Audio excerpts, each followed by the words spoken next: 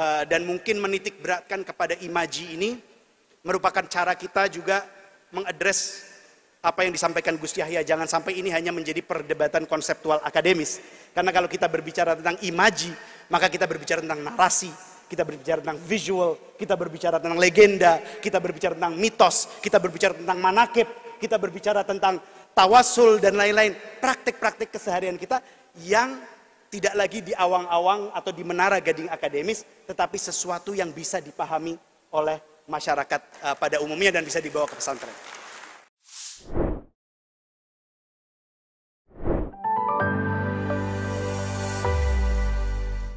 Bismillahirrahmanirrahim. Alhamdulillah wassalatu wassalamu ala sayyidina Rasulillah wa ala alihi wa sahbihi wa wala.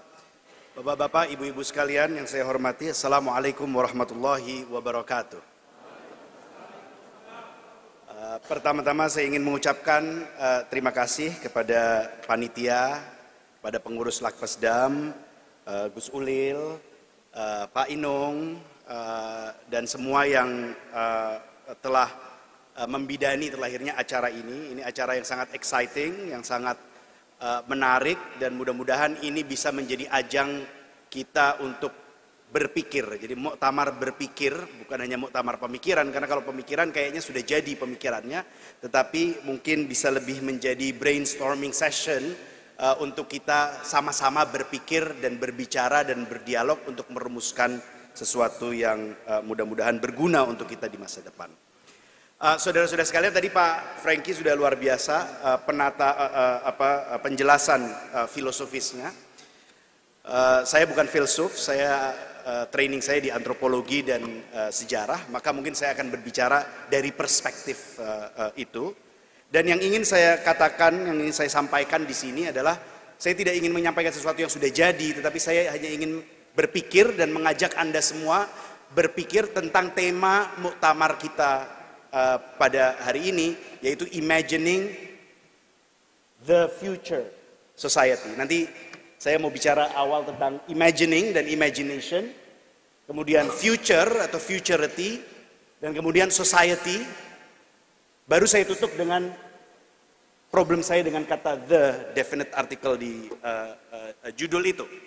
Saudara-saudara sekalian, imagining. Apa sih sebenarnya imagining? Mengimajinasikan, ini saya pikir adalah pemilihan kata yang sangat tepat untuk muktamar ini. Karena memang imajinasi ini, seperti kata filsuf besar Al-Farabi, adalah ranahnya agama. Al-Farabi di dalam kitab Tahsil Sa'adah, pada saat beliau menjelaskan tentang filsuf kuno, Plato dan Aristotle, dia mengatakan bahwa bedanya filsafat dengan agama adalah filsafat menggunakan akal dan pemikiran dan demonstrasi rasional, sedangkan agama itu menggunakan takhyil, berkhayal, menggunakan imaji, menggunakan cerita, menggunakan narasi, yang mana takhyil ini, the act of imagining, kita mengimajinasikan sesuatu itu akan selalu mimetik, mempunyai relasi mimetis. Dia akan mencontoh dari mabadiul jasmaniyah, dari prinsip-prinsip yang ada di jasmani. Jadi sesuatu yang ada di sejarah, sesuatu yang ada di cerita-cerita, sesuatu yang ada di gambar-gambar. Dengan itulah kita bisa sampai kepada kebenaran menurut Al-Farabi yang sama dengan filsuf. Walaupun filsuf menggunakan abstraksi, agama menggunakan cerita nabi, cerita wali dan lain-lain, tetapi hasilnya nanti menurut Farabi akan sama. Nah, oleh karena itu imagining dan imajinasi, saya pikir adalah satu praktik yang kita selama ini tidak kurang menekankan. Kita lebih menekankan misalnya berpikir, deduksi, induksi dan lain-lain. Tetapi imagining ini adalah hal yang penting yang merupakan ranah agama, dan agama ini tidak pernah miskin dari imajinasi. Dan itulah kenapa di era modern ini, pada saat kata-kata ini takhyil, ya kan, khoyal, dan produknya yaitu takhayulat, itu menjadi problematis di era modern. Kita lihat misalnya Tan Malaka menulis Madilog dan dia mengecam luar biasa, wah ini orang-orang sekarang ini percaya dengan takhayulat, karena dia tidak mengerti fungsi epistemis dari takhayulat, dari takhayul. Kita adalah orang-orang yang harusnya bangga percaya dengan takhayul, karena memang buat kita takhayul ini mempunyai fungsi epistemis yang kuat, bukan hanya menurut filsuf tapi juga menurut para sufi besar seperti Ibn Arabi dan lain-lain, di mana takhayul bahkan kita disuruh untuk menyembah Tuhan, anta'budallaha ka'annaka tarah, ya kan? Bagaimana kita mengimajinasikan, kita melihat Tuhan. Jadi itu adalah yang disebut sebagai imajinasi. Saya pikir sesuatu yang penting, yang evokatif. Dan pengertian imajinasi menurut Al-Farabi ini sejalan dengan filsuf modern, filsuf kontemporer dari Kanada yang namanya Charles Taylor. Dia menulis satu buku tentang modern social imaginary yang kemudian ekspansi lebih jauh di secular age, di mana dia bilang social imaginary, ya, imajinasi sosial, imaginary sosial ini adalah sesuatu yang memungkinkan kita melakukan praktik-praktik yang membentuk masyarakat, yang membentuk society. Jadi dia bukan praktik kemasyarakatan itu sendiri, bukan praktik-praktik bertanya tentang apa itu masyarakat, tetapi memikirkan dan mengimajinasikan hal-hal yang memungkinkan terbentuknya masyarakat. Hal-hal yang memungkinkan terbentuknya masyarakat. Dan Charles Taylor ini mengatakan imajinasi ini atau imaginary ini penting karena dia tidak seperti teori. Charles Taylor itu membedakan antara imaginary dan teori. Karena kalau teori itu golongannya orang-orang elit saja, para pemikir, filsuf, dan lain-lain. Kalau berimajinasi atau imaginary ini adalah ranahnya khalayak kebanyakan. Karena manusia itu hidup dengan cerita. Manusia itu hidup dengan gambar, dengan imaji-imaji, dengan narasi-narasi yang terkadang kita ceritakan dari bapak ke anak, kiai ke santri, kawan ke kawan, suami ke istri. Yang ini semuanya membentuk prinsip-prinsip dasar yang memungkinkan sebuah masyarakat itu terbentuk.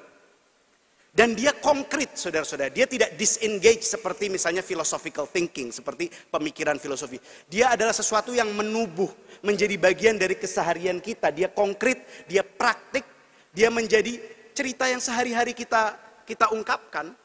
Nah, kalau misalnya Charles Taylor misalnya mengatakan bahwa social imaginary, western modern social imaginary itu misalnya adalah konsep ekonomi, public sphere, ranah publik, dan self-governing polity, sovereign will, dan mutual presence, ya, simultaneity dan homogeneity, maka kita harus sebenarnya memahami apa yang dilakukan oleh Kiai Mahfudz Siddiq pada saat beliau mendefinisikan Mabadi' Khairul Ummah adalah sebenarnya mengimajinasikan sebuah social imaginary, ya kan? Kalau misalnya kita kembali lagi ke konsep-konsep itu yang diungkapkan oleh Kiai Mahfudz Siddiq, as-siddiq, al-amanah, wal-wafa bil-ahad, al-adalah, ta'awun, al-istiqamah. Ini semua bukan hanya konsep menurut saya, dia adalah imaji. Karena ini bukan konsep abstrak. Seseorang seperti Kiai Mahfudz Siddiq ini melihat konsep-konsep ini adalah konsep-konsep yang hidup. Bukan hanya diambil dari sejarah dan sunnah Nabi, dan sunnah-sunnah para penerus Nabi hingga para kiai-kiai dan para ulama yang ada di Jawa. Tetapi ini adalah konsep-konsep yang hidup. Di dalam kehidupan pesantren, di dalam kehidupan perkampungan kita, cerita-cerita tentang yang mewujudkan konsep-konsep ini adalah bagian dari kehidupan kita. Oleh karena itu konsep-konsep ini bukan hanya konsep tapi imaji yang memungkinkan terbentuknya sebuah masyarakat. Kalau pakai bahasa filosofisnya, ini adalah thick ethical concept kalau katanya filsuf seperti Bernard Williams itu. Thick ini adalah konsep-konsep yang thick itu dalam. Dia tidak thin. Dalam itu artinya dia selalu diperkaya oleh sejarah, diperkaya oleh uswah-uswah yang ada di dalam masyarakat kita, yang menjadi imaji-imaji, cerita para wali, cerita para kiai, cerita para ulama, cerita para santri, dan lain-lain. Ini yang kemudian membentuk bukan hanya pemikiran kita, tapi cara kita hidup. Jadi ini adalah sebuah proses organik yang menjadikan kita mampu mengimajinasikan sebuah masyarakat yang mungkin berbeda dengan imajinasi modern social imaginary itu. Nah, karena dia sifatnya adalah imaji dan bukan hanya konsep atau pemikiran, maka dia adalah hal-hal yang menubuh. Ini adalah imaji-imaji yang menubuh, yang tersedimentasi tidak hanya dalam teks, tetapi juga dalam memori tubuh kita, dan memori tubuh kita dibiasakan melalui habituasi di institusi-institusi seperti pesantren, tetapi juga memori kolektif kita. Jadi ini menjadi sesuatu yang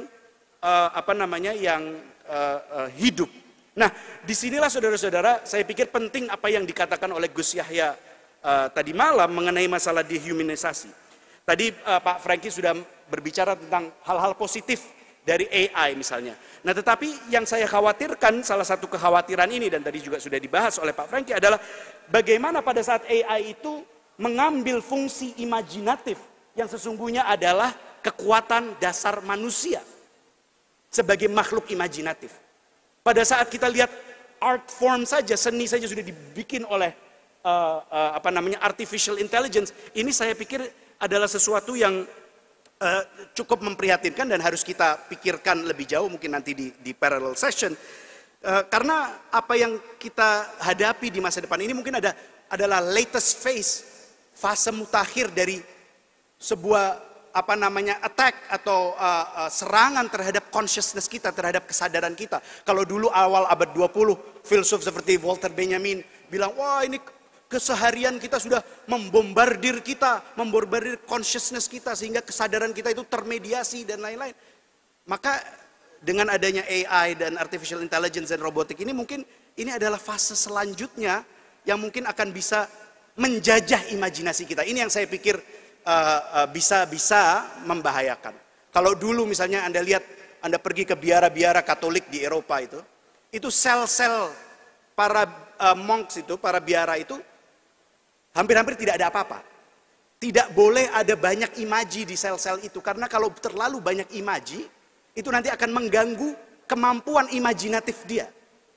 Karena kemampuan imajinatif itu harus lebih misalnya bersandar kepada kitab suci. Makanya di dalam praktik monastic rules itu, pada saat mereka makan sambil ada satu orang yang membacakan Injil, sehingga makan sambil mendengarkan Injil. Supaya apa? Biar imajinasi kita ini tidak terbombardir oleh imaji-imaji. Nah, ini yang memprihatinkan di zaman kita ini sekarang, dengan adanya cellphone, dengan adanya komputer dan lain-lain, di tempat yang seharusnya membangun imajinasi kita, seperti pesantren pun, kita sudah dibombardir oleh imaji-imaji dengan TikTok dan lain-lain yang akhirnya semakin menjajah. Maka apakah itu akan memperkaya imajinasi kita, atau justru bisa-bisa berakibat memiskinkan imajinasi kita? Itu adalah pertanyaan penting yang saya pikir bisa kita bahas selanjutnya. Yang kedua, saudara-saudara, futurity. Kita sebagai kaum Nahdliyin tentu biasa berbicara tentang futurity, karena bukan hanya kita sebagai orang beragama selalu mempunyai imaji tentang eskatologis, tentang akhirat, ya kan? Tetapi juga yang disebut sebagai tradisi. Kita sebagai orang-orang tradisionalis ini, tradisi itu kan sebenarnya adalah sebuah relasi temporal, relasi waktu. Tradisi itu adalah sebuah perpaduan antara, kalau bahasanya Wittgenstein itu, form of life, bentuk kehidupan, and form of language, dan bentuk bahasa, yang kemudian membentuk sebuah kehidupan yang berbicara, yang berbahasa, yang turun-temurun, yang menghubungkan masa lalu dengan masa kini, dan harapan tentang masa depan. Oleh karena itu, aspirasi adalah bagian penting dari tradisi. Tradisi itu sifatnya aspirasional. Dia tidak hanya konservatif, dia tidak hanya mengkonserv sesuatu yang ada di masa lalu, tetapi dia beraspirasi untuk bagaimana melanggengkan ini dan membentuk bentuk yang lebih baik untuk masa depan.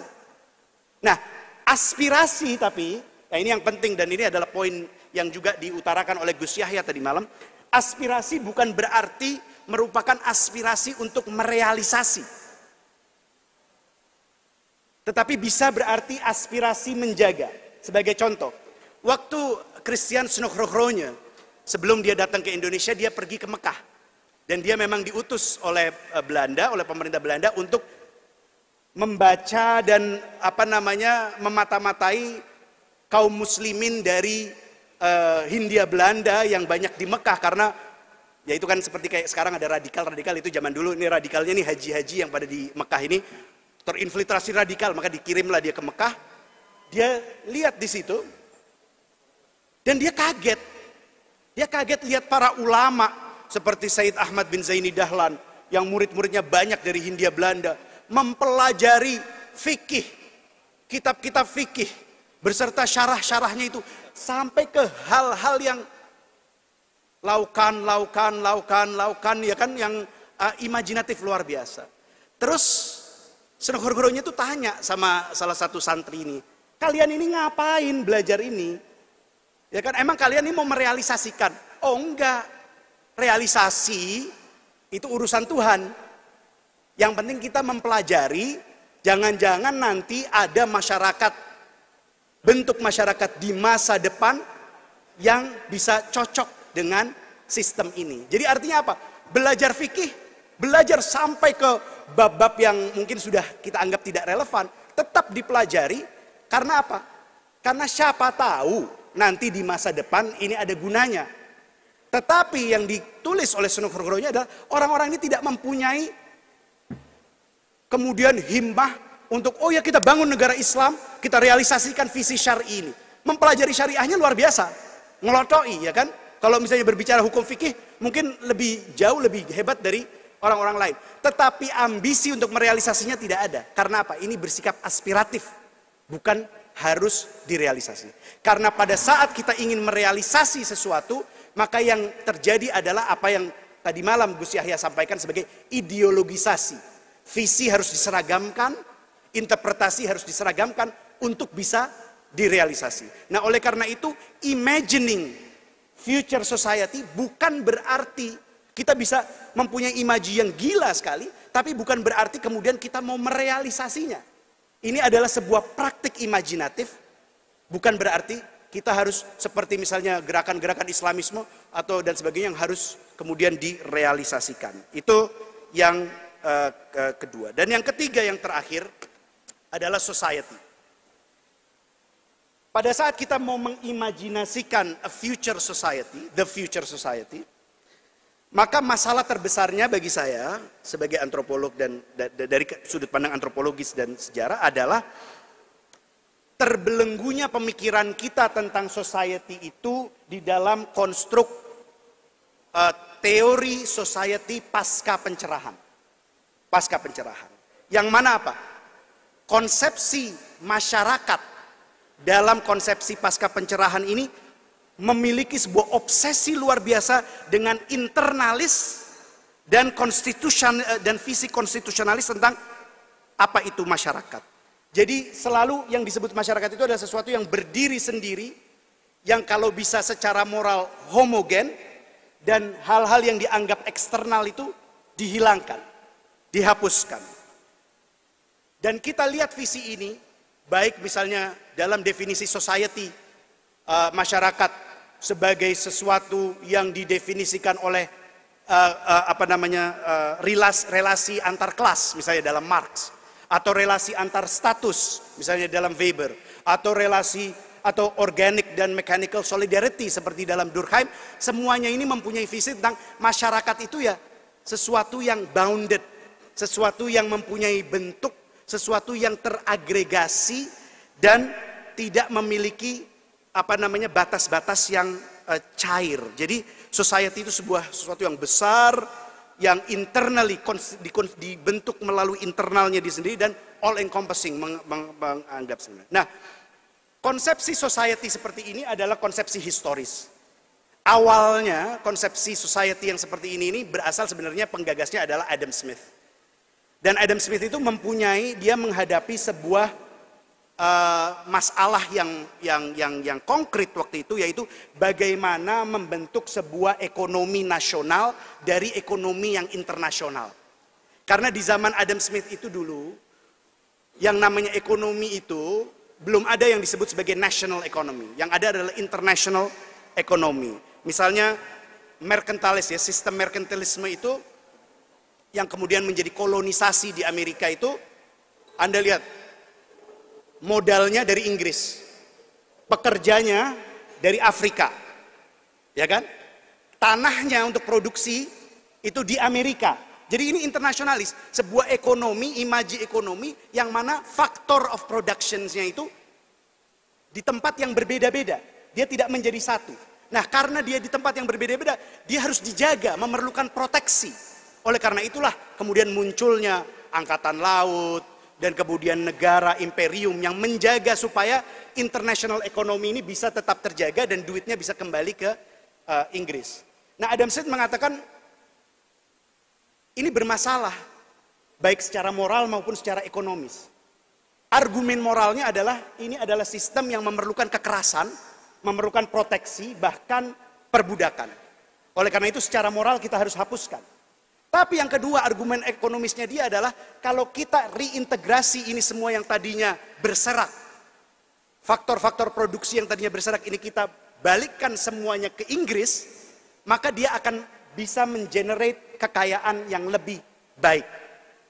Dan tentu dengan penuh kebebasan tanpa harus ada proteksi dan koersi. Nah, oleh karena itulah disitulah dia membayangkan sebuah ekonomi, national economy, di mana modalnya dari Inggris, lahannya juga di Inggris, pekerjanya juga orang Inggris. Secara moral bisa diterima, secara ekonomis juga sesuatu yang rasional. Nah, inilah yang kemudian disebut sebagai domestic ekonomi yang kemudian akhirnya membuat mengenerate bentuk-bentuk kekayaan seperti rent, profit dan upah yang kemudian membentuk kelas-kelas sosial landlord, workers sama kapitalis kan. Nah, masalah saya dengan konsepsi ini yang sudah menghantui pemikiran kita tentang apa itu masyarakat, yang internalis, yang integrasi, seakan-akan masyarakat itu dan negara itu sinonim. Artinya sesuatu yang bentuk masyarakat itu yang mengikuti bentuk negara. Apakah ini satu-satunya cara kita mengimajinasikan masyarakat? Karena ini adalah, saya pikir adalah sebuah konsepsi yang cukup impoverished. Dia tidak melihat bahwa sesungguhnya yang namanya pertalian dan relasi antar manusia itu terkadang juga melewati batasan-batasan negara. Nah, dari sini saya pikir konsep seperti globalisme itu terlalu abstrak, kita nggak bisa akhirnya melihat hal-hal yang rinci. Tetapi juga lokalisme ini juga terlalu konstriktif. Maka saya ingin berkaca kepada sejarah kaum Nahdliyin sendiri. Sebenarnya kalau kita melihat dari narasi-narasi ulama-ulama kita dan santri-santri kita, dari sejarah ulama-ulama kita dan santri-santri kita, imaji masyarakat seperti apa sih yang ada di situ yang mungkin bisa meng-guide kita untuk mengimajinasikan future society. Karena saya pikir kaum Nahdliyin khususnya ini adalah masyarakat yang lebih, kalau menggunakan bahasanya Eng Seng Ho, itu mobile society. Dia bukan sesuatu yang internalis tapi mobile. Dia berserak di mana-mana, tetapi juga batasan-batasannya melampaui batasan negara. Karena dia mempunyai jaringan sampai ke Timur Tengah, sampai ke Mesir, dan sekarang dengan adanya PCI, NU di mana-mana, kita mempunyai diaspora di mana-mana. Ini harusnya menjadikan kita untuk berpikir, oke, apa sih sebenarnya masyarakat? Gitu. Karena gini, sekarang kalau kita lihat beberapa contoh saja yang ingin saya sampaikan. Seseorang seperti Syekh Ihsan Jampes ya, Syekh Ihsan bin Dahlan itu seumur hidupnya di Kediri ya. Tapi beliau menulis kitab yang akhirnya digunakan di tempat seperti Azhar. Menjadi kurikulum Azhar. Ini kan kalau kita ibaratkan dengan tadi internationalist economy. This is an internationalist economy of knowledge. Ini adalah ekonomi keilmuan yang internasionalis. Jadi saya itu paling tidak sepakat kalau dibilangin,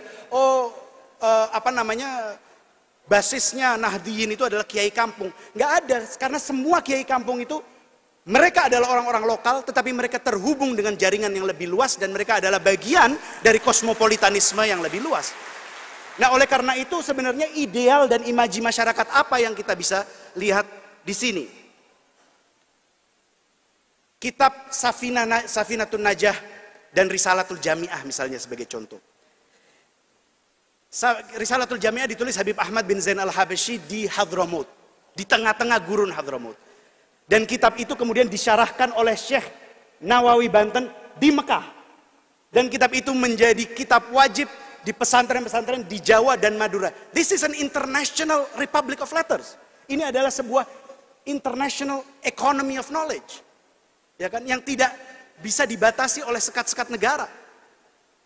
Safinatun Najah, Syekh Salim bin Abdullah bin Sumair datang dari Hadramaut ke Singapura. Dia menulis Safinatun Najah pada saat beliau mengajar di Singapura. Kitab itu disyarahkan lagi, jadi ditulis oleh seorang Arab di Singapura, disyarahkan oleh Syekh Nawawi Banten di Mekah, diajarkan di Jawa dan di Madura dan di alam Melayu. International Economy of Knowledge. Pesantren pun saya pikir adalah sebuah bentuk dari ekonomi yang teragregasi dan disagregasi tadi dan kemudian teragregasi lagi. Sebagai contoh, pada saat Anda mau menjadi seorang kiai ya secara biografis itu kan Anda harus pergi ke tempat-tempat yang berbeda. Anda nyantri dulu di langgar di kampung, kemudian Anda pergi ke Kiai Fulan, kemudian pergi lagi ke Kiai Fulan, pergi lagi ke Kiai Fulan. Anda ambil dari tempat-tempat yang berbeda. Anda sampai ke Mekah, atau ke Hadramaut, atau ke Mesir, atau ke Tunisia. Kemudian Anda kembali lagi dan Anda membentuk sebuah pesantren baru. Ini tadi adalah disagregasi ilmu yang kemudian teragregasi lagi untuk membentuk sebuah masyarakat yang lokal, tetapi juga terhubung dengan kosmopolitan. Dia tidak akan selalu lokal. Oleh karena itu menarik Gus Ulil, sejarawan Rudolf Mrazek ya, itu pada saat beliau menulis tentang sejarah teknologi di Hindia Belanda dan beliau berbicara tentang teknologi kereta api yang baru digagas di Hindia Belanda. Anda tahu dia menulis apa? Dia menulis bahwa golongan yang paling banyak menggunakan kereta api adalah golongan santri. Anda bayangkan, itu awal abad ke-20, golongan santri bukan tidak pernah menjadi golongan kampung. Itu adalah satu miskonsepsi yang luar biasa. Kampung, resolute localism adalah bagian penting dari kehidupannya, tetapi dia terhubung dengan tempat-tempat lain dan mereka adalah mobile actors. Dan itu harus menjadi sebuah poin penting dalam kita memikirkan future society itu yang seperti apa. Mobile society yang seperti apa. Karena itu memang sebenarnya adalah jati diri kita sebagai dan tentu contoh yang paling luar biasa ya tentu berdirinya Jam'iyah ini sendiri yang merupakan hasil dari awalnya sebuah komite yang pergi menyeberang samudra seperti kita dengar tadi malam itu untuk berbicara bukan tentang kampungnya, untuk berbicara tentang apa yang terjadi di Hijaz. Jadi mereka ini adalah orang-orang yang lokal tetapi juga internasional, yang terinternasionalis. Jadi kalau misalnya kita lihat misalnya Gus Yahya minggu lalu menggagas sebuah berbicara tentang konflik Palestina, ya saya tidak heran karena memang seharusnya NU itu ya seperti itu, Nahdliyin itu seperti itu. Nah sekarang kan gagasannya adalah bagaimana pengalaman kita sebagai Nahdliyin ini bisa untuk mengimajinasikan sebuah bentuk masyarakat untuk semua. Nah bagaimana konsep mobility ini yang merupakan bagian dari kehidupan kita dewasa ini tidak kemudian diartikan sebagai melemahkan society. Karena ini masalahnya, pada saat Anda berpikir bahwa society itu sesuatu yang internalis, yang mempunyai batasan-batasan dan sekat-sekat yang jelas seperti misalnya negara, maka akhirnya pada saat kita melihat society yang mobile, yang lebih transnasional, yang lebih apa, Anda akan mengatakan, oh itu adalah sebuah kemunduran atau melemahnya sebuah society. Tapi belum tentu seperti itu, karena bentuk society pun tidak harus terintegral seperti itu. Nah, oleh karena itu, kalau misalnya orang-orang postmodern mengatakan, oh dengan globalisasi ini kita semuanya terserak, maka ini kita mengalami fragmentasi. Tapi apa betul itu fragmentasi?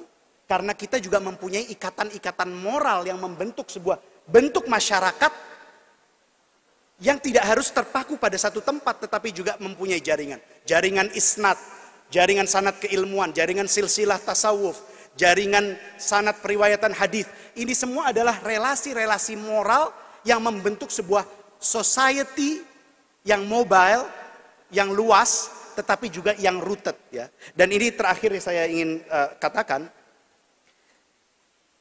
masalah Adam Smith tadi dengan international economy kan masalah moral. Karena dia bilang international economy itu membutuhkan kekerasan untuk menjaganya, proteksi. Oleh karena itu kolonialisme itu pada saat datang dia berdagang, tapi dia juga membawa tentaranya sendiri. Nah tetapi kalau kita lihat misalnya dari sejarah perdagangan di kawasan kita dan di kawasan Hindia Belanda, di Samudra Hindia sebelum masuknya kolonialisme, Anda lihat komunitas-komunitas pedagang itu. Baik orang Cina, orang Arab, orang Gujarat, orang Bugis, orang Melayu dan lain-lain. Semuanya berdagang tanpa membawa proteksinya sendiri. Mereka akan selalu membangun hubungan moral dengan tempat-tempat di mana mereka berdagang agar mendapatkan proteksi. Maka walaupun mereka merupakan jaringan yang luas, tapi mereka mempunyai komitmen yang luar biasa terhadap politi, terhadap negara di mana mereka hidup. Jadi ini tidak serta-merta harus kita pikirkan, oh kalau kita kosmopolitan, kita transnasional, berarti kita anti NKRI. Enggak. Komitmen terhadap negara is komitmen terhadap negara. Tetapi bahwa kita mempunyai imaji masyarakat yang lebih luas dari negara, itu bukan sesuatu yang kemudian harus disinergikan dengan batasan-batasan negara. Saya pikir itu salah satu hal yang saya pikir patut kita pikirkan bersama. Dan terakhir, saya takut, Gus Ulil, dengan kata the definite article di dalam tema ini. Karena seperti tadi malam Gus Yahya katakan, jangan sampai imaji kita ini menjadi ideologi.